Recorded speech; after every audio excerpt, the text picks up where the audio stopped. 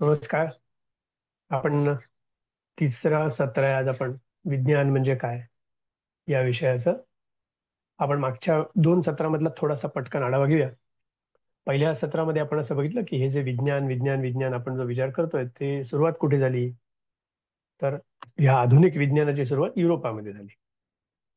युरोपमध्ये ही जेव्हा सुरुवात झाली तेव्हा ती अशी एकाने कोणीतरी एकाच वेळेला एका वर्षी अशी केली का? नाही. त्याच्या पाठीमागे मोठा इतिहास आहे आणि तो इतिहास जरा समजून घेण्यासारखा आहे, म्हणून आपण त्याची पार्श्वभूमी सगळी पहिल्या भागामध्ये घेतली आणि दुसऱ्या भागामध्ये त्याची विचारसरणी कशी डेव्हलप होत गेली तो भाग घेतला. त्या पहिल्या भागामध्ये असा विचार त्याचं हे महत्वाचं असं होतं की युरोपामध्ये साधारण इसवी सन 500 ते 1500 असा काळ सांगतात की ज्याच्यामध्ये अंधकार युग आहे होतं असं सांगितलं जातं. इतिहासकार तसं सांगतात, तसं शिकवतात. तुम्ही आज डार्क एज असं जरी गुगलमध्ये सर्च केलं तरी dark age of in Europe असं म्हणलं की ते सगळं येईल की काय काय होतं. ते अंधकार का म्हणायचं त्याला? त्याला डार्क का म्हणलं? तर त्याच्या आधी पूर्वी रोमन साम्राज्य होतं. ग्रीक साम्राज्य त्याच्याही आधी होतं इसवी सन पूर्व. ते ग्रीक साम्राज्य रोमनांनी सगळं नष्ट केलं किंवा जिंकून घेतलं. मग रोमन साम्राज्य आलं. रोमन साम्राज्य कमी कमी होत गेलं साधारण इसवी सन 200-300 नंतर. रोमन साम्राज्यामध्ये सुबत्ता होती किंवा भरपूर काही निर्मिती होत होती, पण नंतर नंतर ते सगळं कमी झालं आणि मग युरोपला वाली कोणी राहिला नाही एक असा. पुष्कळ राज्य वेगवेगळी छोटी छोटी झाली. मग त्यांच्यामध्ये सरंजामशाही म्हणतात ती वाढली, सत्तेसाठी भांडणं वाढली आणि फक्त सत्ता आणि उपभोग या दोन गोष्टींच्या पाठीमागे मनुष्य लागला. या सगळ्याचा परिणाम काय झाला? तर या सगळ्याचा परिणाम असा झाला की खूप भेदाभेद तयार झाले. अस्वच्छ शहरं झाली. अशी वर्णन आहेत. शहरं अस्वच्छ झाली. त्या लंडनचं वर्णन जर आपण ऐकलं ना त्या काळातलं, तर आपण आता खूप चांगले राहतो असं वाटेल. खूप अस्वच्छ शहरं झाली. शहरं कमी होत गेली. सुबत्ता कमी होत गेली. अर्थव्यवहार कमी झाला. उत्पादन कमी झालं. उद्योजकता कमी झाली. व्यापार कमी झाला. वाङ्मय कमी झालं. तत्वज्ञान राहिलं नाही. हम्म. शास्त्राची निर्मिती झाली नाही. हम्म. असं सगळं होतं. म्हणून तो काळ त्याला अंधकार युग असंच म्हणलंय. डार्क एज असं म्हणलं. त्याच्यात झालं काय? माणूस जास्तीत जास्त अज्ञानी, मग त्यानंतर दारिद्र्य आलं. दारिद्र्यही पुष्कळ पसरलं या सगळ्यामुळे. या सगळ्यामध्ये जो लबाड असतो तो लबाड मात्र सत्ता मिळवतो. तसं त्यावेळेचे सत्तावान सगळे होते पुष्कळसे सरदार, सरंजामदार, आणि त्यांच्या एकत्रित सगळ्यांवर एकत्रित एक सत्ता होती, ती म्हणजे चर्चची सत्ता. चर्चची सत्ता प्रचंड ताकदवान झाली होती आणि ती इतकी ताकदवान झाली की त्यांनी एक नक्की करून टाकलं की बायबलच्या पलीकडे जायचं नाही. बायबलमध्ये जे सांगितलंय तेच सगळं शास्त्र आहे. नवीन शास्त्राची जरूरच नाही. हम्म. शिकवत होते थोडं जुनं ग्रीकांच्या वेळचं. अरिस्टॉटल किंवा प्लेटो यांचं काही काही शिकवत होते. गणित शिकवत होते त्या ग्रीकांनी दिलेलं. पण त्याच्या पलीकडे जायचं नाही, कारण अरिस्टॉटलला चर्चनी मान्यता दिली होती. त्याच्यात पण पाठीमागे बारीकसा भाग आहे. अरिस्टॉटल का शिकवत होते? अरिस्टॉटलला चर्चची मान्यता होती म्हणून. म्हणून जे काही तुमच्या सिलेबसमध्ये असेल ते त्या चर्चनी मान्य केलं तरच ते शिकवलं जाईल. हम्म. त्यामुळे ते तेवढं शिकवायचे, पुढचं काही नाही. मग दुसरं आपण बघितलं की ज्याच्यामध्ये त्यांना प्रश्न विचारायलाच परवानगी नाही, नवीन ज्ञानाला परवानगी नाही. त्यांची पूर्ण मुस्काट दाबी. बरं एवढंच नाही तर त्यांना शिक्षा. किती शिक्षा? जाळून मारण्या इतकी शिक्षा. त्यामुळे प्रचंड दबाव तयार होतो. जिज्ञासा दाबली जाते. दारिद्र्य आहे, दुसऱ्या बाजूला जिज्ञासा दाबली गेली. या सगळ्यामुळे हळूहळू हळूहळू त्यातनं स्फुल्लिंग निर्माण व्हावं तसं काही लोक तयार झाले, जे आपण मागच्या वेळेला बघितले. त्यांची नावं आपण इथे लिहिलेली आहेत सगळी समोर, आपण बघू शकतो. इसवी सन 1200 नंतर जॉन मायक्लिफ, जॉन हस, लिओनार्डो ब्रुनो, म्हणजे ही विचार करणारी, विचार मांडणारी, धीटपणे विचार समोर मांडणारी आणि त्या विचारांना एक विशिष्ट आकार देणारी इतकी ताकदीची माणसं होती. आणि ह्यातल्या जवळजवळ प्रत्येकाला डेकार्ड्स सोडला तर म्हणजे त्या 1200 पासून 1500 पर्यंतच्या लोकांना सगळ्यांना शिक्षा झालेली. हं? किंवा आपलं म्हणणं मागे घ्यायला लागले. गॅलिलिओ पण शिक्षा झालेली आपण वाचतो, इतिहासात ऐकतो. इथे दोन प्रवाह होते. एक म्हणजे विचारांनी सगळ्यांना शेप देणारे, आणि दुसरे स्वतः मग हळूहळू संशोधन करायला सुरुवात, की त्यांना ज्ञान हवंय, त्यांना जिज्ञासा वाढली आहे, त्यांना आजपर्यंत नुसतं दाबलं गेलंय. आणि ते दाबलं गेलेलं असताना मला अजून चांगलं जगायचंय, मला अजून सगळं सृष्टीचं ज्ञान घ्यायचंय, अशी जिज्ञासा वाढायला लागली. हं. हे जे झालं, ही जिज्ञासा वाढत वाढत आपण मागच्या वेळेला डेकार्ड्स कुठपर्यंत आला ते पाहिलं. डेकार्ड्स पर्यंत असं बघितलं तर डेकार्डनी ज्या पद्धतीने त्याची संपूर्ण चिकित्सा मांडली ज्ञानाची. ज्ञान कशाला म्हणायचं, खरं ज्ञान कशाला म्हणायचं, ईश्वर कसा आहे, त्याचं ईश्वरावर पण भरपूर तत्व त्याचे हे आहे, सांगणं आहे. ईश्वर मानणार आहे तो. पण त्याने ईश्वराला कसं मानलं, बायबलमध्ये सांगितलं तसं नाही. त्याची ईश्वराची व्याख्या वेगळी आहे. त्याचं तत्वज्ञान म्हणून त्याच्या खूप गोष्टी BA ला वगैरे शिकवल्या जातात अजूनही वेस्टर्न फिलॉसॉफीमध्ये. पण ह्याच्यामध्ये मुख्यतः त्यांनी एक विशिष्ट पद्धतीने विचार प्रक्रिया सुरू केली, स्वतंत्र विचार प्रक्रिया सुरू केली. आणि त्या स्वतंत्र विचार प्रक्रियेला निश्चिती पाहिजे मला, अशी होती. त्याला सर्टन्टी पाहिजे. मला जे मिळणारं ज्ञान आहे त्याच्यात सर्टन्टी पाहिजे. म्हणून मागच्याला आपण बघितलं की व्यक्तिसापेक्ष ज्ञान आहे ना, ते बरोबर नाही. ते सापेक्ष आहे. हे इथे बदलतं, तिथे बदलतं. स्थळ सापेक्ष नको, काल सापेक्ष पण नको. म्हणजे काय, ह्या सगळ्याची भूक काय, निश्चित ज्ञान पाहिजे. का बरं अशी भूक तयार झाली? कारण सगळंच अनिश्चित. बायबलमध्ये सांगतायत ते सगळं ज्ञान म्हणलं तर मला समजत नाही, आकलन होत नाही. पण आपण मागच्याला बघितलं ना, हे जे धर्म आहेत किंवा हे जे रिलिजन्स आहेत, हे बिलीफ सिस्टीम्स आहेत. म्हणजे ते विश्वास ठेव असं सांगतात, पण विश्वास का ठेव हे समजावून सांगत नाहीत, किंवा विश्वास मी कशावर ठेवायचा ह्याचं अंडरस्टँडिंग देत नाहीत. ते तुम्हाला नाहीच म्हणतात. ते अंडरस्टँडिंग नाही. हम्म. त्याचं कारण मीमांसा सांगणार नाही, त्याची कारण मीमांसा तुम्ही विचारायची नाही. असं झाल्यामुळे ती एक फक्त बिलीफ सिस्टीम अशी होती. तशी ती झाली, आजही तशीच आहे.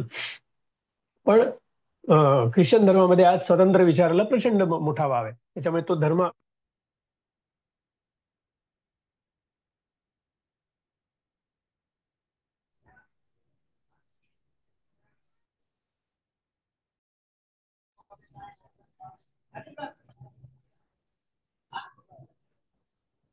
त्यांच्या चर्चचे लोक बदलले. हम्म. आणि ते लोक बदलले त्याच्यामुळे नंतरच्या ह्याच्यामध्ये पुष्कळ फरक पडला. त्यांचं ते शिक्षा देणं किंवा त्यांचे अधिकार सगळे कमी कमी होत गेले. ते पण झाले, नंतरचे अधिकार पण कमी झाले. तो विषय इतिहासाचा आहे. झालं काय, मुळात डेकार्डच्या या विशिष्ट पद्धतीमुळे ना, पुष्कळ ह्या सगळ्या संशोधन करणाऱ्या लोकांना बळ मिळालं. आपण इथे आता बघितलं, हा जो डेकार्ट आहे हा 1596 ते 1650 मध्ये आहे. आणि त्याच्या आधी 100-125 वर्ष आधीपासून कोपर्निकस, केपलर, गॅलिलिओ यांचं सगळ्यांचं म्हणजे चालू आहेत, संशोधनं चालू आहेत. हम्म. त्यांच्याबरोबर अनेक लोकांची संशोधनं चालू होती. हे आपल्याला माहिती आहेत, आपल्याला पटकन सांगतात, सांगितले जातात म्हणून माहिती आहे. ह्यांना पण एक विशिष्ट बळ मिळालं, कारण पाठीमागून वैचारिक बळ मिळणं खूप आवश्यक असतं. हम्म. आता ह्याच्यामध्ये झालं काय, एका विशिष्ट ठोस पद्धतीने विचार कसा करायचा हे त्यांना माहिती झालं. किती तसं बघितलं तर बाल्यावस्थेत आहे ना हे सगळं, पण ते फार मोठं आहे युरोपसाठी. हम्म. आता काय झालं, युरोपातील जिज्ञासू लोकांची ज्ञान मिळवण्याची आस खूप वाढली होती. त्यांना काय करायचं होतं, सृष्टी समजून घ्यायची होती. बायबलमधल्या उत्तरांनी त्यांचं समाधान होत नव्हतं. कारण बायबलमध्ये सांगितले ते आणि समोर दिसतंय ते, ह्याच्यात तफावत येत होती. वेगवेगळं समजत होतं. ही तफावत काढायला कोणीच नव्हतं. तिथे तफावत विचारायची पण नाही, असं होतं. दुसरं असं काय झालं माहितीये, की सगळ्या समस्यांची उत्तरं ज्याच्याकडे आपण द्यायला जाऊ ना, घ्यायला जाऊ ना, तो काहीतरी गूढ तत्वांची उत्तरं देणार. मिस्टिक मधून उत्तर देणार, सुपर नॅचरल स्पिरिट. असं सांगणार. एकतर एव्हिल स्पिरिट किंवा गॉड स्पिरिट. त्यांच्याकडे दोन आहेत. एक एव्हिल स्पिरिट आहे, म्हणजे सैतानाचं पण स्पिरिटच आहे. हम्म. म्हणून सगळ्या त्यांच्या इंग्रजी मूवीमध्ये तुम्हाला सैतानाचं स्पिरिट दिसेल. त्यामुळे हे सुपर नॅचरल जे सांगितलं जातं, ज्याचा मला अनुभव येत नाही किंवा नुसती भीतीच बसते, त्याचा उबग यायला लागला लोकांना.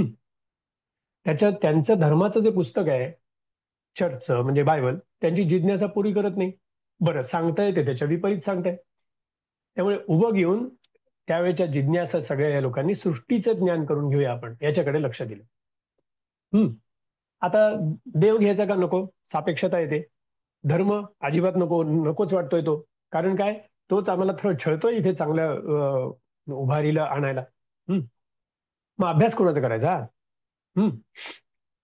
देवाचा नको, कारण त्याच्याबद्दल ठोस काही समजत नाही, कोणीच काही सांगू शकत नाही.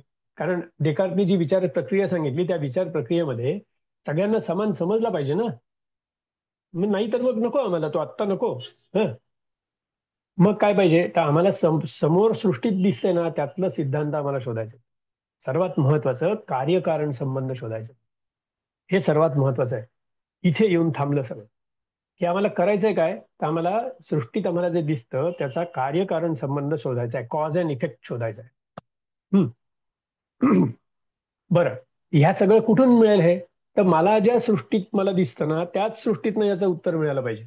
म्हणजे मी दाखवू शकलो पाहिजे इतरांना. गूढ सृष्टीतली उत्तरं नकोत मला.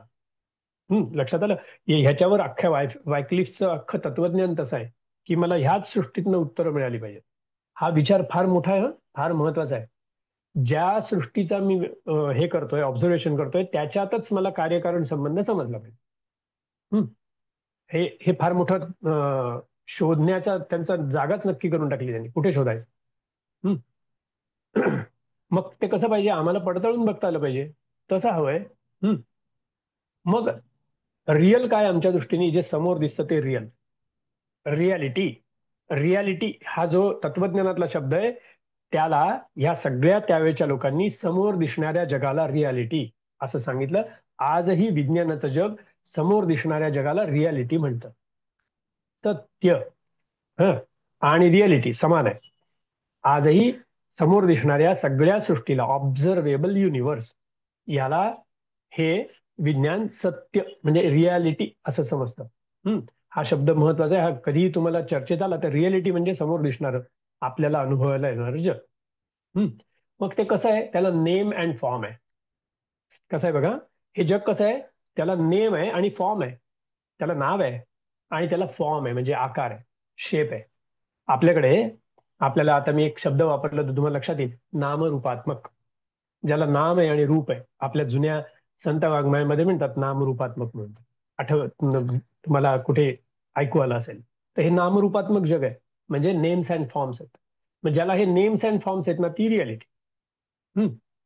बर, मग आता आमचं ऑब्जेक्टिव्ह काय? आता हे सगळं एक कलेक्टिव्हली आपण विचार करतोय बरं. असं एक माणूस येऊन उभा राहिला आणि चौकात येऊन आज्ञाला असं करायचंय असं नाही. प्रत्येक जण आपापल्या ठिकाणाहून काम करत होता. आपण त्या ह्याच्यात बघितलं ना, टेबलमध्ये कोण कुठून कुठून काम करतोय. एक पोलंडमध्ये, एक जर्मनीमध्ये, एक इंग्लंडमध्ये, एक डेन्मार्कमध्ये आहे. एक इटलीमध्ये आहे, एक झेकोस्लोवाकियात आहे. हे सगळ्या त्या ठिकाणी, कोणी फ्रान्समध्ये आहे. असं सगळीकडनं हे चालू आहे. त्यांचं कॉमन काय झालं तर हे, की आम्हाला आमचं ऑब्जेक्टिव्ह काय, आता उद्दिष्ट काय, कसं जायचं ह्या ज्ञानाकडे. संशोधकांचं संशोधन कसं सुरू झालं. तर एक शंका मिळते मला. मग त्या शंकेचं समाधान झालं पाहिजे. मागच्या वेळेला आपण बघितलं तसं शंका आणि त्याचं समाधान कसं करायचं ह्याची अख्खी शिस्तच डेकार्टनी घालून दिली. मला आठवत असेल मागच्या वेळेचे 4 त्याचे मुख्य टप्पे. एकदम शिस्तबद्ध रचना त्यांनी करून दिली. शंका घेतली संशयाला की समाधानापर्यंत कसं जायचं. हे एक आम्हाला, ही एक रस्ता आहे. दुसरं, एखादी समस्या आहे, प्रॉब्लेम आहे. शंका वेगळी आणि प्रॉब्लेम वेगळा. तर प्रॉब्लेम समोर घ्यायचा आणि त्याच्यावर ऑब्झर्वेशन करत जायचं. आम्ही काही कसोट्या तयार करू, त्याच्यावर ते शोधत जायचं. किंवा या सगळं मिळून आम्हाला कार्यकारण संबंध शोधायचा आहे. ही उद्दिष्ट घ्यायला सुरुवात केली या सगळ्यांनी, छोटी छोटी उद्दिष्ट घ्यायला लागली. मग आता त्याच्यात ह्या सगळ्या विचार प्रक्रियेचा कॉमन इफेक्ट काय झाला बघा. की आम्हाला शोधायचं आहे ते कसं पाहिजे.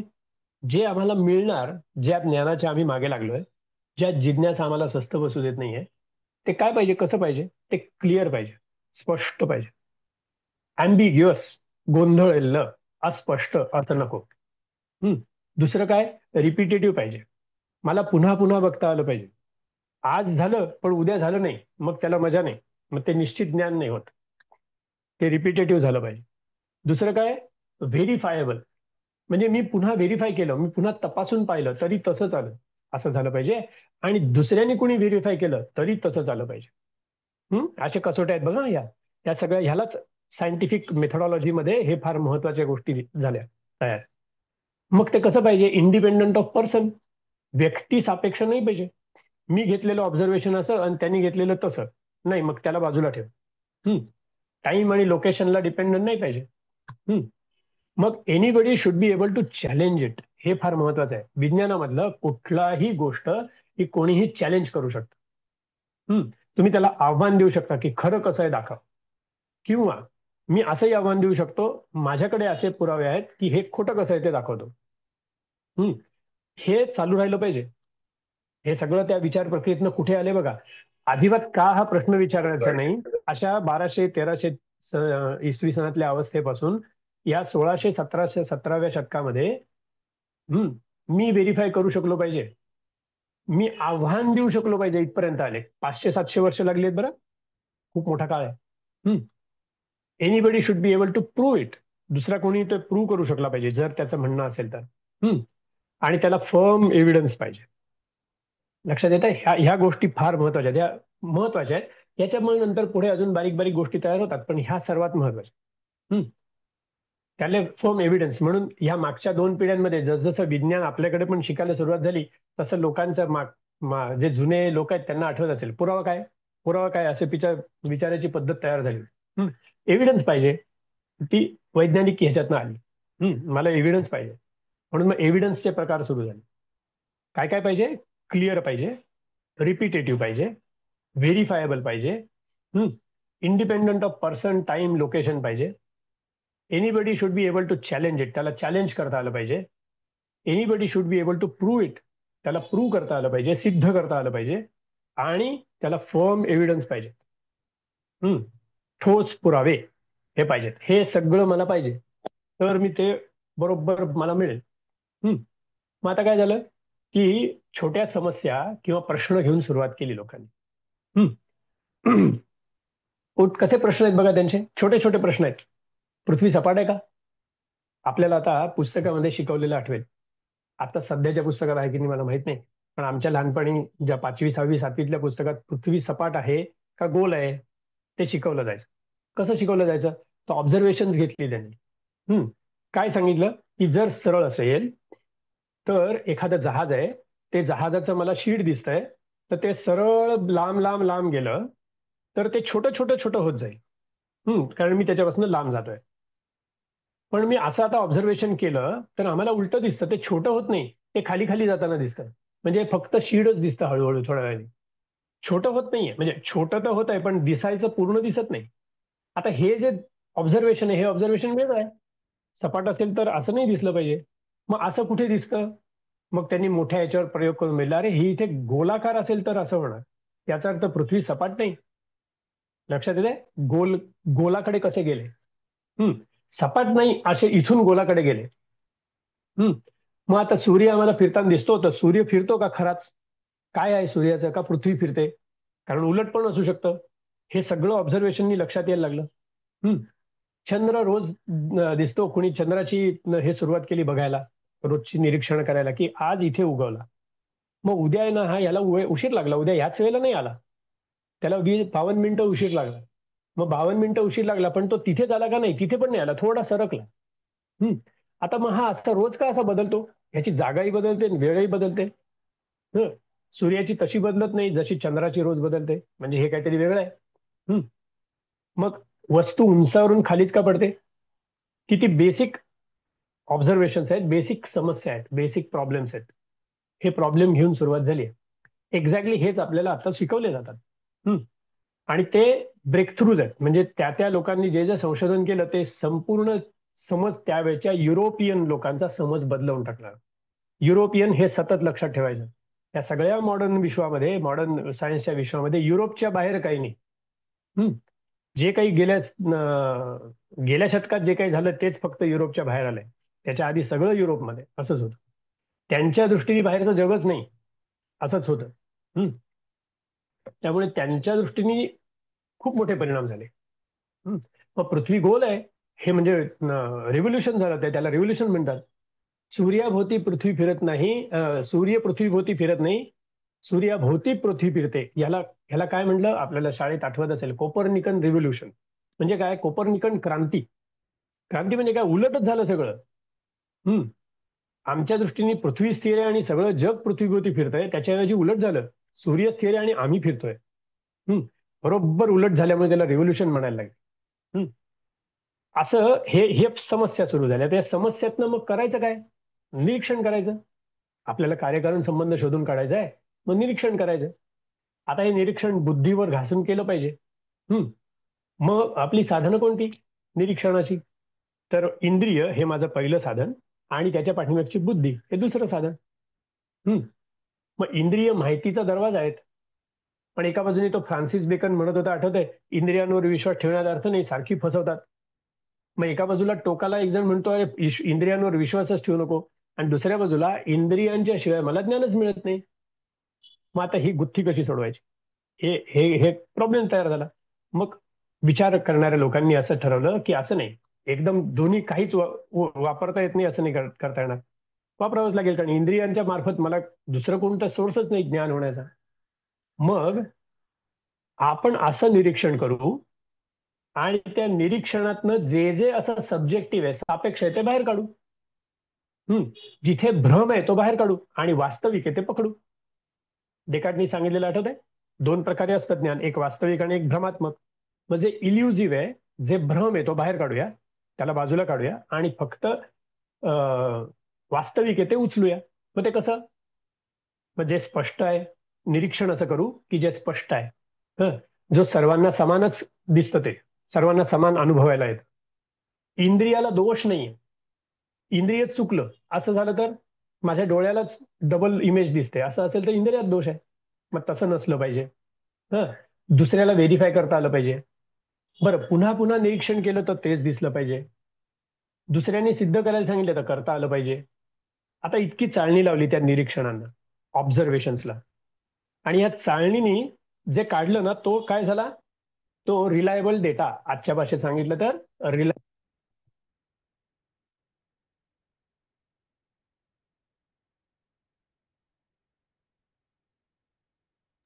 विश्वासार्ह माहिती तयार. त्या निरीक्षण कशी करायची त्याची शिस्त लावली त्यांनी. इंद्रियाच्या मार्फतच करायचं आहे. मग त्या निरीक्षणाला शिस्त लावल्यानंतर त्या निरीक्षणामधून मला काय मिळालं? Reliable data. बरोबर. आता हा जो वरती रिलायबल डेटा अ, मिळतो ना. काका, हा आपले काका, हा थोडं 2 वाक्य आधीपासून परत सांगा मध्ये, कारण आवाज गेला होता. हा मध्ये गेला तर ठीक आहे. कुठपर्यंत ऐकायला आलं होतं तुम्हाला? म्हणजे तिथून पुढचं सांगतो. Reliable data. हा हा काय होतं सांगतो. आता जे आम्ही निरीक्षण करणार, सुरुवात कशी झाली की निरीक्षण केल्याशिवाय आम्हाला कार्यकारण संबंधापर्यंत पोहोचता येणार नाही. मग निरीक्षण कसं करणार? इंद्रियांनी करणार. मग इंद्रिय फसवतात. इंद्रिय फसवतात, पण इंद्रियांच्या मार्फतच निरीक्षण करायला लागतं. मग काय करायचं? फसवलेला भाग बाजूला काढायचा. जिथे मी फसतो म्हणजे भ्रमात्मक आहे ते बाजूला काढायचं. मग भ्रमात्मक म्हणजे काय?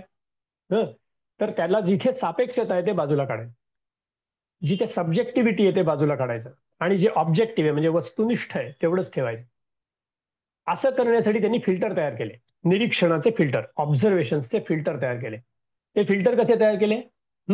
की जे क्लिअर आहे, माझं ऑब्झर्वेशन एकदम क्लिअर असलं पाहिजे, ते रिपिटेटिव्ह असलं पाहिजे, तेच सगळे आधीचे क्रायटेरिया, ते रिपिटेटिव्ह. उद्या बघितलं तर तसंच दिसलं पाहिजे, नंतर बघितलं तर तसंच दिसलं पाहिजे. मी ह्या टेबलावर बघितलं एखादं ऑब्झर्वेशन आणि दुसऱ्या टेबलावर बघितलं तरी तसंच दिसलं पाहिजे मला, तर ते मी पकडणार. जर बदल झाला तर वेगळ्या गोष्टी मला बघायला लागतील अजून. मग पहिलं काय पकडणार? ज्याच्यात बदल होत नाही ते पकडणार. म्हणजे जे सापेक्ष आहे ते बाजूला ठेवणार आणि जे निरपेक्ष वस्तुनिष्ठ आहे तेवढंच त्यातलं फिल्टर करणार. पुन्हा पुन्हा निरीक्षण करता यायला पाहिजे. त्याला वेगवेगळ्या पद्धतीने हे चुकलं हे पण दाखवता आलं पाहिजे आणि आता हे बरोबर आहे हे पण दाखवता आलं पाहिजे. जसं आपण गणिताचा ताळा करतो ना, चुकलं तर ताळा बरोबर येत नाही, तसं ते आलं पाहिजे. अशी निरीक्षणं बाहेर काढायची. म्हणजे असं करत करत फिल्टर लावून एवढ्या कसोट्यांवर घासून जे मिळालं ती माहिती खरी, ती माहिती रिलायबल, विश्वासार्ह, असं ते नक्की झालं. आता ह्या रिलायबल डेटा मिळाला, हा पहिली स्टेप झाली, सुरुवात. मग पुढे काय करायचं? निष्कर्ष काढायचा का? निष्कर्ष लगेच नाही काढायचा, निष्कर्षाची घाई नाही करायची. आणि निष्कर्षाची घाई, आता सध्या आपलं हे संपूर्ण जग आहे ना, हे निष्कर्षाच्या घाईचा रोग आहे सगळ्यांना. तो मुळात विज्ञान सांगत नाही. विज्ञान सांगतं थांब, काय कर, तुझ्याकडे डेटा तर आला, मग त्याला आता सुसंगत रीतीने मांडायचा प्रयत्न कर, त्याला सुसंगती लाव, रिलेव्हन्स लाव त्याला, आणि त्या सुसंगतीने मांडल्यानंतर पुढे अजून बऱ्याच प्रक्रिया होतील, निष्कर्ष लगेच नको काढूस. हे सगळं पेशन्स आहे. मग काय होईल, समजा मी घाईघाईने निष्कर्ष काढला तर चुका होतील, आणि चुकीचा निष्कर्ष ज्ञान म्हणून समजेल, म्हणजे पुन्हा मी तीच चूक केली जेव्हा 1000 वर्ष करत आलोय. त्यामुळे निरीक्षण सुसंगत मांडायची ही पुढची स्टेप झाली. आता तुम्हाला एक उदाहरण सांगतो, अगदी परवाचंच उदाहरण आहे.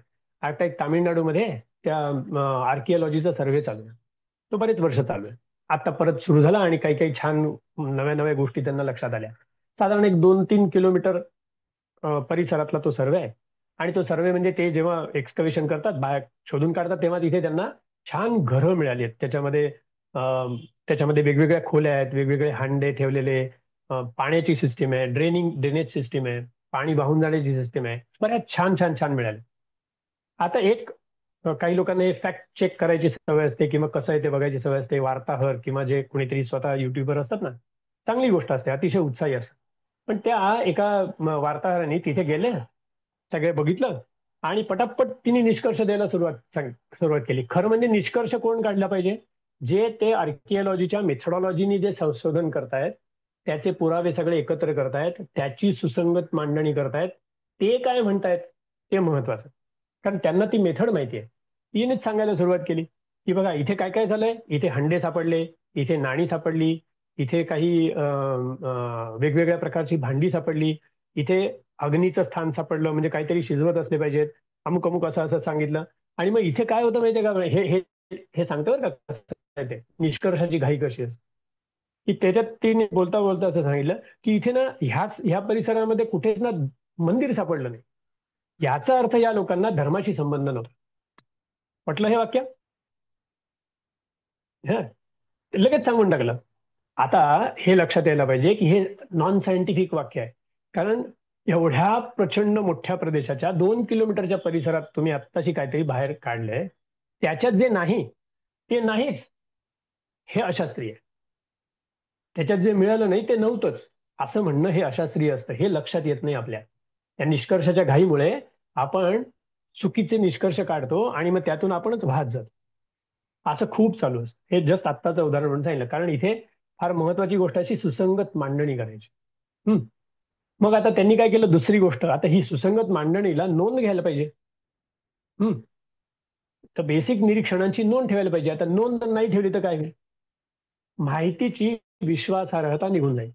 त्याच्यामुळे नोंदीला खूप महत्व आहे, रेकॉर्डला खूप महत्व आहे. मग कसं पाहिजे रेकॉर्ड, कोणी घेतलं, कधी घेतलं, कुठे घेतलं, त्याच्यासाठी काय तयारी केली होती, त्याच्या पाठीमागे संदर्भ काय, त्याचे संदर्भ नीट सांगायचे. आणि मग त्या संदर्भात आम्ही असं असं केलं, म्हणजे पुन्हा हे रेकॉर्डमुळे काय कळतं, स्थळ, काळ, व्यक्ती, योजना सगळं नीट लक्षात राहतं. त्यामुळे त्याचं स्पेसिफिक म्हणजे एकदम बरोबर तेवढीच गोष्ट नीट लक्षात येण्यासाठी ते उपयोगी आहे.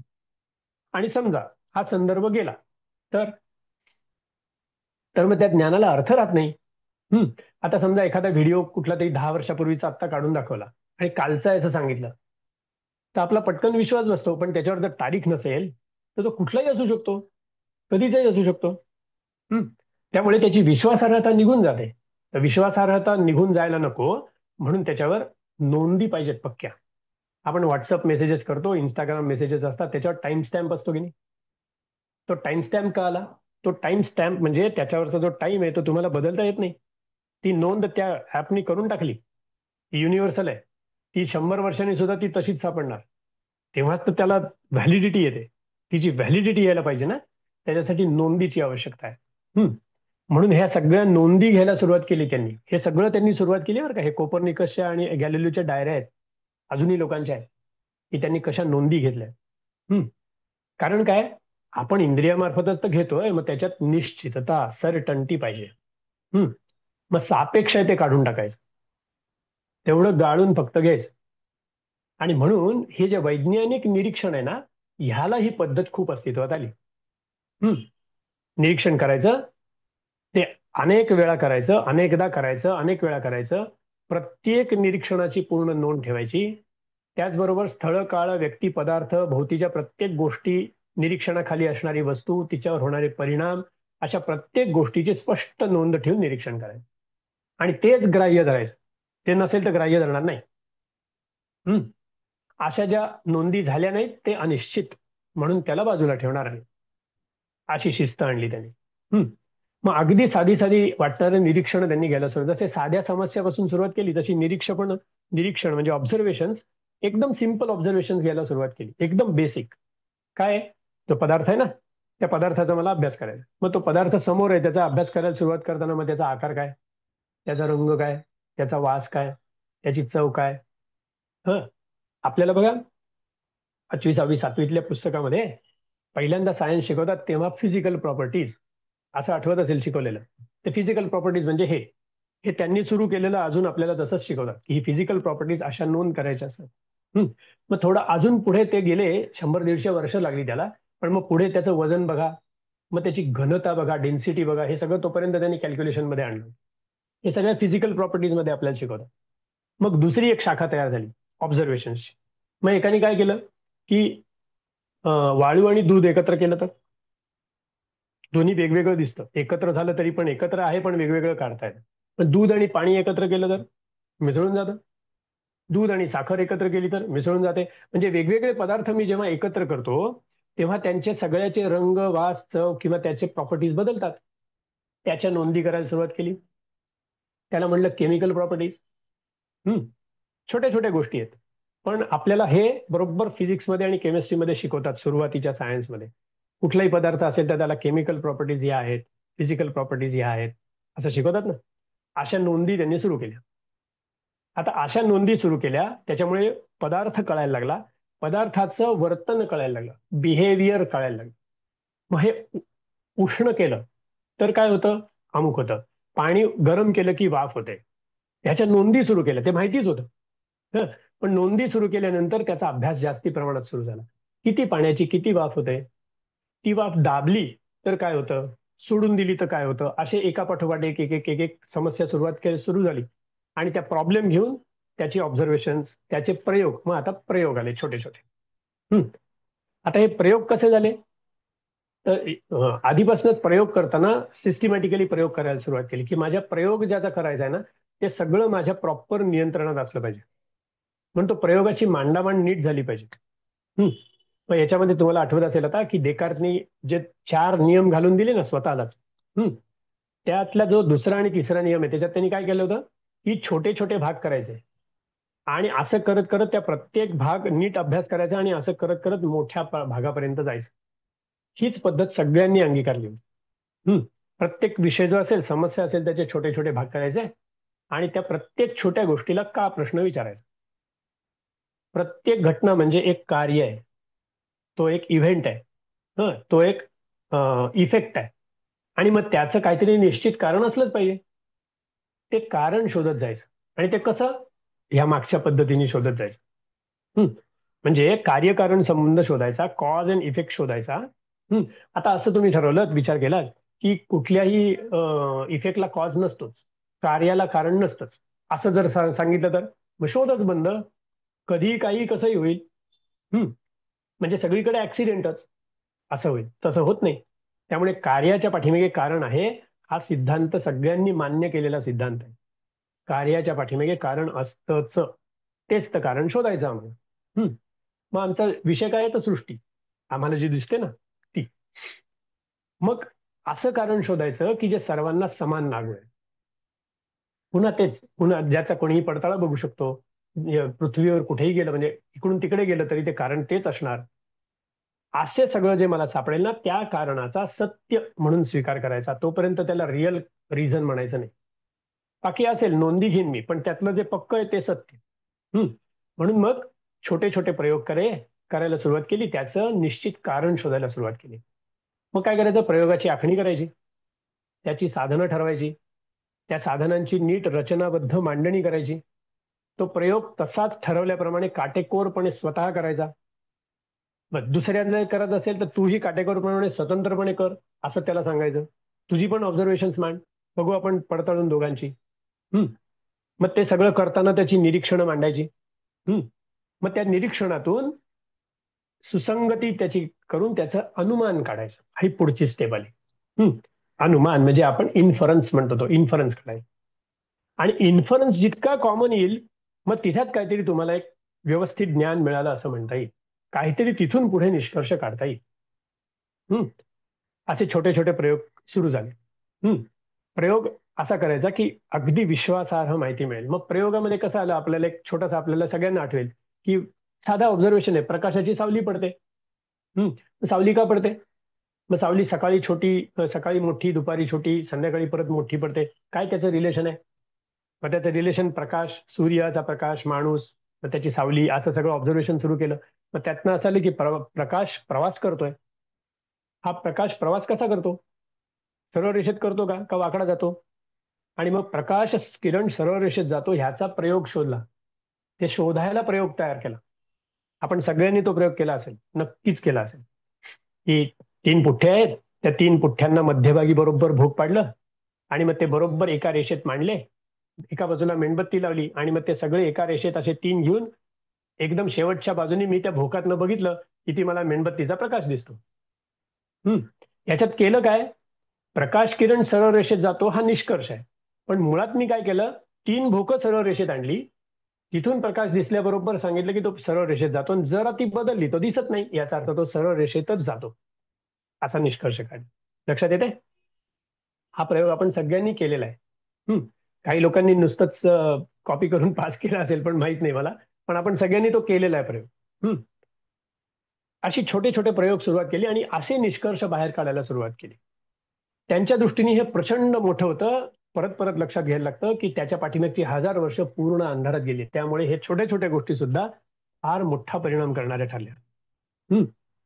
बरं, मग आता हे सगळं ऑब्झर्वेशन करायला सुरुवात केल्यानंतर, जसं ते केपलरनीच सुरुवात केली होती की चंद्राचं हे बघ, ग्रह बघ, तारे बघ.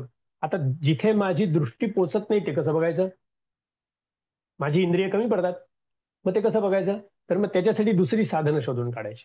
म्हणजे त्यांनी टूल्स शोधून काढले. मग जे छोटं आहे ते बघण्यासाठी मायक्रोस्कोप तयार केलं. ते पण ऑब्झर्वेशन करून काढलं की अशा अशा काचेमध्ये हे मोठं दिसतं, अशा अशा काचेमध्ये लांबचं दिसतं. हेही शोधून काढलं त्यांनी. मग त्याच्यानुसार कोणी मायक्रोस्कोप तयार केला, कोणी टेलिस्कोप तयार केला, आणि मग त्या टेलिस्कोपनी ऑब्झर्वेशन घेतली. हे त्यांच्या इथे त्यांनी तयार केलं कोणीतरी संशोधन करत करत करत असं. मग ते लांबचा ग्रह जवळ दिसायला लागला. मग त्याचं ऑब्झर्वेशन करता आली. ह्याचा रंग असा आहे, ह्याचा आकार गोल आहे. त्याच्यावरनं त्यांनी त्याच्या गती मांडल्या. त्या गती रोज आकृत्या काढल्या त्याच्यावरनं त्याची गती ठरवली जॉमेट्रीवरनं. असं करत करत करत छोटे छोट्या प्रयोगावरनं मोठ्या मोठ्या प्रयोगांमध्ये जात जात जात जात त्यांनी एक एक निष्कर्ष सुंदर रीतीने मांडायला सुरुवात केली.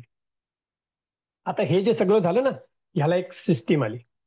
त्यालाच सायंटिफिक मेथडॉलॉजी असं म्हटलं. वैज्ञानिक पद्धती. ती काय आहे? एक्झॅक्टली तीच, मागच्या वेळेला सांगितलं तसं एक्झॅक्टली तीच पद्धती आपल्याला शाळेत शिकवली जाते. 10वी पर्यंत प्रत्येकाला ही पद्धत शिकवली जाते. फक्त ती मार्कासाठी असते, म्हणून ती एक मोठी पद्धत आहे असं आपल्याला वाटत नाही. आपल्याला कोणाला त्याचा कंटाळा येतो, कोणाला त्याची मजा येते. काय आहे ती?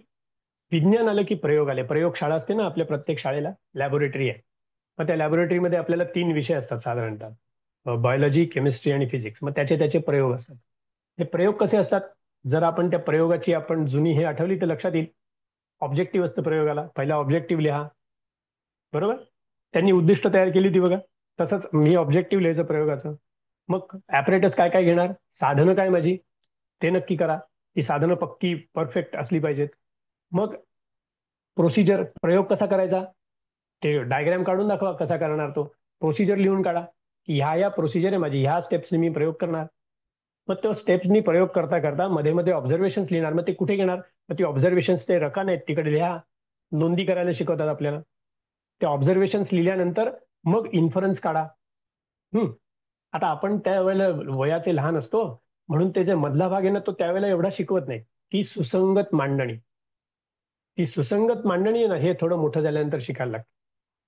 त्याच्यानंतर इन्फरन्स असतो, आणि मग इन्फरन्स आला आणि इन्फरन्स उद्दिष्ट आणि इन्फरन्स साध्य झालं की माझा प्रयोग सक्सेसफुल झाला, असं आपण उलट करतो. आणि ह्यातनं आपण काय शिकतो? ही वैज्ञानिक मेथडॉलॉजी आहे, ही सायंटिफिक मेथडॉलॉजी म्हणतात.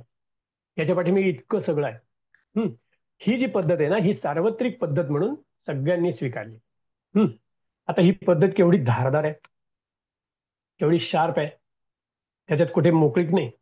प्रामाणिकपणा 100% पाहिजे. 100% प्रामाणिकपणा. हम्म. तरच त्याला महत्व आलं. त्यामुळे ही शिस्तबद्ध आणि एक धारदार, स्वतःशी आणि दुसऱ्याशी अत्यंत प्रामाणिक राहणारी विचार प्रक्रिया आहे.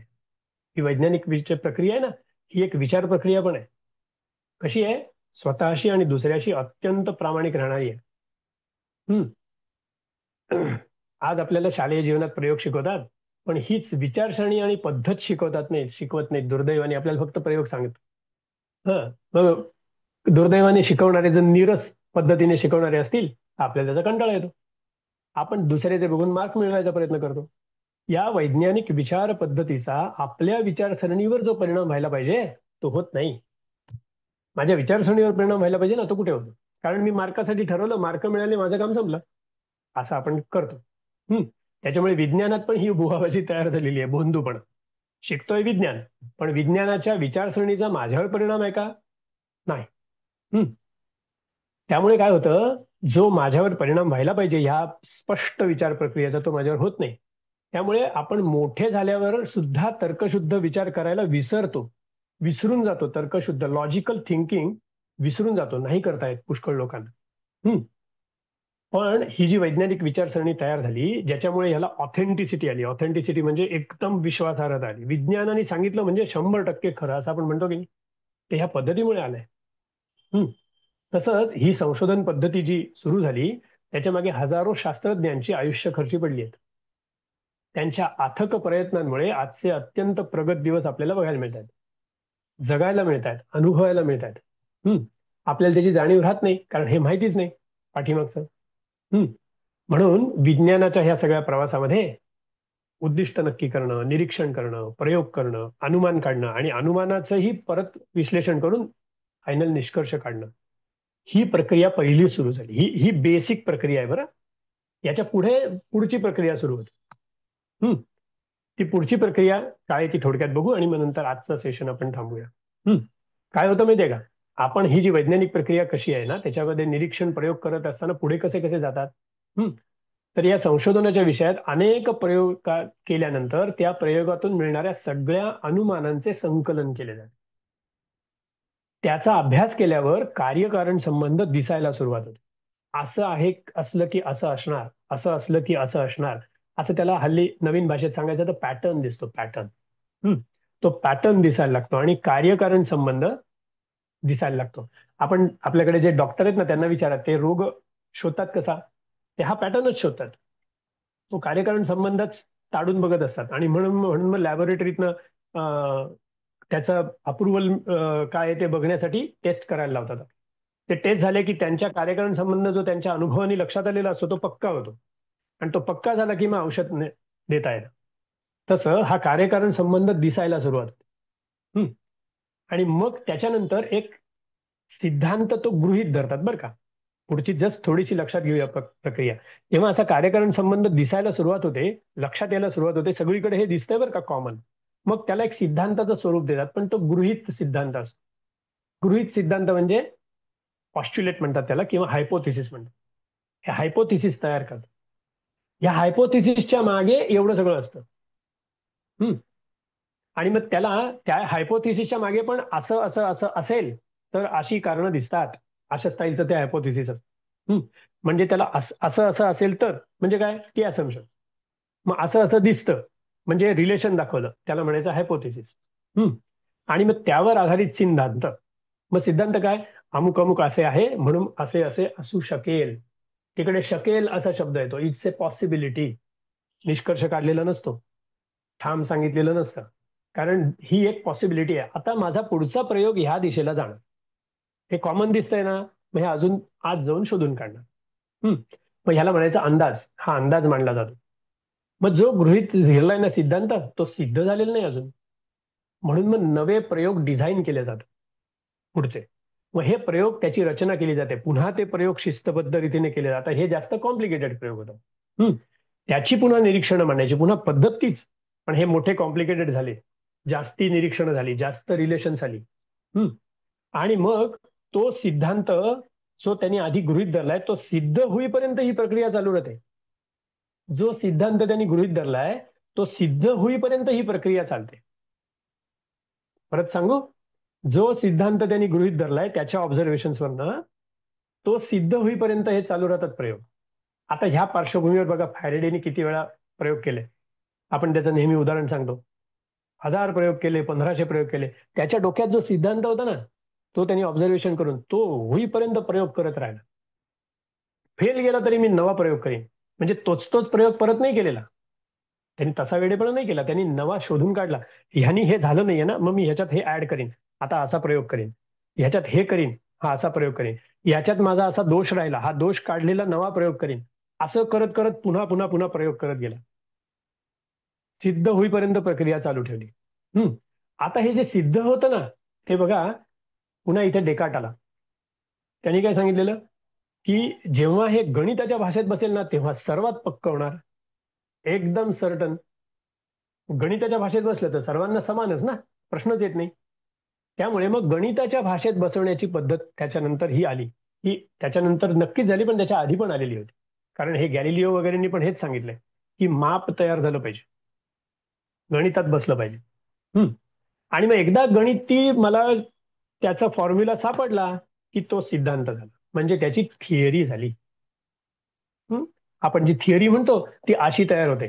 कोणी उठतो माझी थिअरी म्हणतो, त्याला थिअरी म्हणत नाहीत बरं. असं खूप लोक असतात, ये मेरा थिअरी आहे, ते ठीक आहे पिक्चरमध्ये. पण विज्ञानामध्ये थिअरी कशी तयार होते, इतक्या सगळ्या प्रकारांनी ते जेव्हा गणिताच्या भाषेत गणिताच्या इक्वेशन मध्ये सिद्ध होतं तेव्हा ती थिअरी होती. तो गृहीत होता तो सिद्धांत आता निष्कर्ष झालेला सिद्धांत झाला. So hypothesis is now A theory. Hypothesis मधली जी अँबिग्युटी होती, शक्यता होत्या, त्या सगळ्या गेल्या आणि एक निश्चित मिळालं. आता एक थोडक्यात सांगायचं झालं तर फळ खाली पडलेलं न्यूटनला प्रश्न पडला. सगळ्या वस्तूंचा त्यांनी अभ्यास केला. तो अभ्यास इतका जोरदार आणि इतका केलाय की त्यांनी ग्रॅव्हिटीचं इक्वेशनच शोधून काढलं. किती वर्ष लागली ते त्याच्या चरित्रात बघण्यासारखं आहे. ग्रॅव्हिटीचं इक्वेशन शोधून काढायला किती वर्ष लागली त्याला. प्रचंड गणित करायला लागले आणि ते आल्याबरोबर त्याचा ग्रॅव्हिटीचा सिद्धांत नक्की झाला आणि तो आता आपल्याला थिअरी म्हणून शिकवला जातो. म्हणजे त्याला उपपत्ती असं आपल्याकडचं नाव आहे. ही थिअरी झाली. आता यावर पुन्हा प्रयोग करून त्यावर गणित उपायोजित म्हणजे अप्लाय करायचं आणि त्यातून एक समीकरण निश्चित होतं. ते समीकरण निश्चित झालं की त्याला म्हणायचं प्रिन्सिपल. मग प्रिन्सिपल एकदा इतकं नक्की होतं की त्याचा नंतर होतो लॉ. आणि मग तो लॉ आपल्याला सगळ्यांना शिकवला जातो. मग आपल्याला काय काय शिकवलं जातं, Newton's law, Faraday's law, Maxwell's law, हे पुढे पुढे शिकवलं जातं ना. हे लॉ कसे झाले, कारण स्पेसिफिक गणितामध्ये बसवलं, पूर्ण पक्क समीकरण तयार झालं. खूप मोठी प्रक्रिया आहे. इतकं सगळं होणं आणि त्या थिअरीमध्ये प्रिन्सिपल आणि लॉ, तत्व आणि नियमात येणं, ह्याला म्हणायचं विज्ञान. तिथे आलं की ते विज्ञान झालं. अशा रीतीने वैज्ञानिक पद्धतीतून तावून सुलाखून निघालेलं तेच विज्ञान, तेच मान्य केलं जातं आणि मग ते प्रचलित केलं जातं. ते मान्य झाल्यानंतर आता शिकवा नवीन मुलांना, म्हणून ते प्रचलित करायचं. ही झाली वैज्ञानिक पद्धती. लक्षात येते. आता ही वैज्ञानिक पद्धती एकदा थोडक्यात आपण बघू आणि थांबू. इंग्रजीत बघूया म्हणजे समजेल. समजायला सोपं जातं ना आपल्याला इंग्रजी, म्हणून आपण मराठीत करतोय. बघा काय काय लागतं. A researcher has to take a subject for study. त्याला एक उद्दिष्ट पाहिजे. He has to make small parts of the subject and convert into small objective. त्यांनी त्याचे छोटे भाग करायचे आणि त्याची छोटी उद्दिष्ट तयार करायची, small objective. Then he has to plan various experiments to do the experiments with definite method. त्यांनी छोटे छोटे एक्सपेरिमेंट्स तयार करायचे आणि त्याची डेफिनेट निश्चित पद्धत तयार करायची, प्रोसिजर.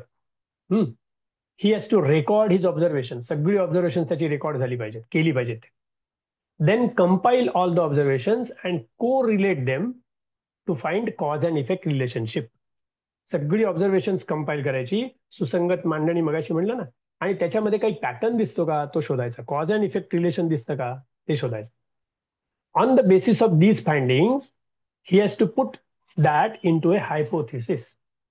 ह्याच्यावरनं तो एक हायपोथिसिस मांडतो, तो सांगतो, जाहीर पण केलेलं आहे लोकांनी त्याचा, हे माझा असा हायपोथिसिस आहे, मी या पद्धतीने पुढे जातोय. एकमेकांच्या पिअर ग्रुपमध्ये त्यांनी हे सांगायला सुरुवात करतात की असं असं माझं चालू आहे. Now he has to go ahead for next step. आता त्याला पुढे जायचं. In which more complicated experiments are design and done methodically. अत्यंत शिस्तबद्ध प्रयोग केले जातात. If the experiments give clear evidence of cause and effect. आता हे ज्या नव्या एक्सपेरिमेंट्स अनेक प्रकारांनी करून तो जो आधी मला कॉज अँड इफेक्ट दिसला होता त्याचा एव्हिडन्स तयार झाला. Then the hypothesis is converted into a theorem. Theorem आपण शिकतो ना, तो थिअरम झाला. In the next step further experiments are done to find out clear and definite mathematical equation between the cause and effect. Cause and effect कळला, पण त्याचं mathematical equation काढायला. प्रत्येक फळ खाली पडतं, वरची वस्तू खालीच पडते हे नक्की आहे, पण खाली पडताना त्याची गती काय आहे, त्याचा कोणता नियम अप्लाय होतो, तिथे मॅथमॅटिकल रिलेशन काढलं. त्याच कॉज अँड इफेक्ट नक्की झाला, पण इक्वेशन काढायला पुढचा प्रयोग करायला लागला. मग दिस गिव्स प्रिन्सिपल्स ऑर लॉ. मग न्यूटनचे 3 लॉ ते तसे झाले. प्रत्येक लॉला आपण पुढे गेल्यानंतर त्याचं इक्वेशन शिकतो. ग्रॅव्हिटी आलं की त्याचं इक्वेशन आलं, इक्वल अँड ऑपोजिट रिएक्शन आली की त्याचं इक्वेशन आलं. Then that particular topic becomes science. हे इतकं झाल्यानंतर तो जो पर्टिक्युलर टॉपिक आहे ना, तो झाला सायन्स. ते त्याला म्हणायचं विज्ञान. ह्या प्रपंचातलं म्हणजे या सृष्टीतलं ज्ञान इतकं ठोस स्वरूपात आम्ही मिळवलं. म्हणजे आपण जी सुरुवात केली ना, विज्ञान म्हणजे काय, तो प्रवास इथपर्यंत आला, इथे त्याचं उत्तर आलं. म्हणजे ही विज्ञान म्हणजे काय झालं, ही एक ज्ञानशाखा. ज्ञानशाखा. मला ज्ञान मिळवायचंय अशी आस लागली होती. त्या ज्ञान मिळवायच्या आसेमधून वेगवेगळ्या लोकांनी वेगवेगळ्या पद्धतीने विचार करून करून एक कॉमन प्रक्रिया तयार झाली. ती प्रक्रिया खूप ताकदीची आहे, खूप सामर्थ्य आहे त्याच्यामध्ये. त्याच्यामध्ये डिसिप्लिन आहे, त्याच्यामध्ये ऑनेस्टी आहे, त्याच्यामध्ये स्वतःला चॅलेंज करायची ताकद आहे, त्याच्यामध्ये धीर धरण्याची प्रवृत्ती आहे. असं सगळं करत करत करत करत या सगळ्या 600-700 वर्षांमध्ये असे काही काही काही काही लॉज कन्वर्ट झाले. म्हणून ती एक ज्ञानशाखा आहे आणि ज्ञानप्राप्तीची प्रक्रिया आहे. ज्ञानप्राप्ती ठोस स्वरूपात होते एकदम.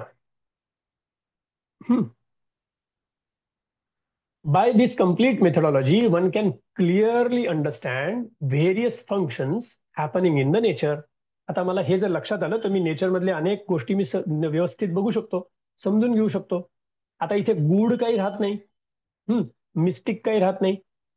मला समजणार नाही असं कोणी म्हणू शकत नाही. तू एवढं एवढं कर, तुला समजेल. One can have a knowledge which is certain. निश्चित ज्ञान मिळू शकतं. हे निश्चित ज्ञानाची आसच होती मुळात. बाकीचं मागचं 1000 वर्षाचं सगळं अनिश्चित होतं म्हणून. Which will be free from doubt. ते संशयातीत असेल, संशय नाही. सेल्फ एव्हिडंट असेल, ते स्वतः सिद्ध करत असेल, पुरावा असेल त्याला. युनिव्हर्सल असेल, सगळीकडे लागू होणार असेल. Again this knowledge can be challenged bye anybody. पुन्हा नव्याने कुणीतरी चॅलेंज. जसं एका विशिष्ट पुढे गेल्यानंतर जेव्हा 19व्या शतकात आणि 20व्या शतकात जेव्हा हे मॅक्स प्लँक वगैरे ही लोक आली ना, नील्स बोर आणि मग आईन्स्टाईन, तर यांनी काय केलं, यांच्या असं लक्षात आलं की सब ॲटॉमिक म्हणजे वस्तूचा विचार करता करता आधी दगडाचा करत होते, आता त्याच्या ॲटमचा करायला लागले. त्या ॲटमच्या आतमध्ये जेव्हा इलेक्ट्रॉन प्रोटॉन न्यूट्रॉन मध्ये गेले तेव्हा लक्षात आलं हे न्यूटनचे नियम इथे चालत नाहीत. असं लक्षात आलं त्यांच्या. त्याला मर्यादा येत आहेत असं लक्षात आलं. आणि मग तिथले नियम वेगळे आहेत हे लक्षात आलं. म्हणून ते क्वांटम मेकॅनिक्स आलं. मग क्वांटम मेकॅनिक्स म्हणजे काय, न्यूटनचे लॉ उडवून लावा असं नाही, न्यूटनच्या लॉची मर्यादा समज.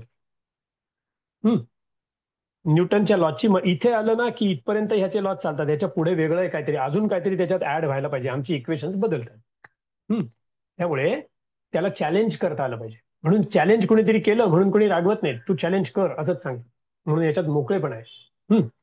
आणि anybody can challenge and he is free to disprove or show the limitation. तो दुसऱ्याची हे प्रतिपक्ष करून हे सिद्ध नाही होऊ शकत असं दाखवू शकतो, तो डिस्प्रूव्ह करू शकतो किंवा लिमिटेशन दाखवू शकतो. आता त्याची मेथड पण अशीच असली पाहिजे. नुसतंच मी उद्या उठून म्हणेन तुझं हे खोटं आहे, त्याला काही अर्थ नाही. मी त्याच मेथडनी दाखवू शकलो पाहिजे. तसं सायन्स इतकं मोकळं आहे. Because of the certainty anybody can apply his knowledge in what ever way he can. आता हे ज्ञान मला मिळालं, आता मी अप्लाय करू शकतो. मला मिळालं, मी कसंही करू शकतो, असंही असलं पाहिजे. And develop a new idea. म्हणून असं नीट लक्षात येईल की ह्या मूळच्या सायंटिफिक प्रक्रियेमध्ये या Newton, Galileo, Copernicus, max plank, Einstein यांनी कुठली पेटंट नाही घेतली. ज्ञान दिलं, ज्ञान दिल्यानंतर तुम्ही काही करा. त्यांनी पेटंटची हे त्यावेळेला आलेली नव्हती. त्यांनी घेतलेली पण नाहीत. माझ्याच नावावर हे दाखवा असंही त्यांचं म्हणणं नव्हतं. त्यामुळे हे सगळं ओपन असं त्यांनी ठेवलं. इतकं सगळं त्या सायन्स, हे सगळ्या प्रक्रियेतनं जे निर्माण झालं ते मॉडर्न सायन्स. ते सायन्स मॉडर्न म्हणायचं कारण गेल्या 500 वर्षातलं आहे म्हणून. हे झालं सायन्स. इथपर्यंत आपण आलो. आता इथून पुढे आपण पुढच्या वेळेला अजून काही ह्याचं पुढे काय झालं ते बघण्याचे खूप वेगळ्याच हे आहेत. त्याला 3 वेगवेगळे आकार आहेत, त्याला 3 वेगवेगळ्या दिशा मिळाल्या त्या सगळ्या सायंटिफिक ह्याला सायंटिफिक रिसर्चला. ते आपण पुढच्या वेळेला बघूया. चालेल. थांबूया. पाऊण तास झाला.